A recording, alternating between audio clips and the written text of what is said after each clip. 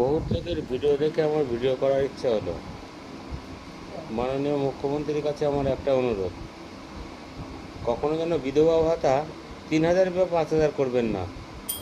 যেন 3,000 বা 5,000 যদি করেন, তাহলে দেখা যাচ্ছে এই 30-28 বছরের ছেলে কিংবা 50 বছরের ছেলে, মানে 28 থেকে 50 বছরের ছেলে যারা আছে তাদের মৃত্যু হয়ে যাবে। তার কারণ হচ্ছে বিধবা ভাতা যদি 5,000 টাকা হয়, তাহলে এই 50 বছর ছেলে কেউ বাঁচবে না।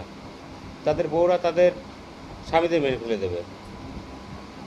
মেরে ফেলে দেওয়ার পরে ওই 5,000 টাকা নেবে।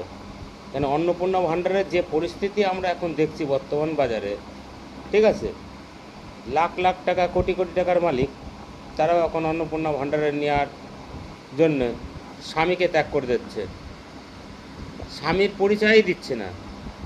হ্যাঁ, তাই মহামান্য শুভেন্দু অধিকারী মুখ্যমন্ত্রী আপনাকে জানাই যে আপনি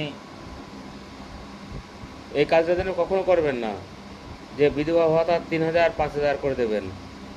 ঠিক আছে, এখন এই 3,000 টাকার জন্যে এখন স্বামী স্ত্রী গণ্ডগোল, অশান্তি, মারামারি, আমার ঢোকেনি কেন, হেনা তেনা 7-17 এই ঢুকাঢুকি কেসের এখন এই পরিস্থিতি চলছে। তা আপনার কাছে বিনীত অনুরোধ, কখনো যেন বিধবা ভাতা 3,000 বা 5,000 করবেন না। আপনি এইটাকে স্মরণ রাখবেন এবং দেখবেন যেন 3,000 বা 5,000 না হয়। কেন, তাহলে কিন্তু ওই মানে 28 থেকে 50 বছরের ছেলে কেউ বেঁচে থাকবে না।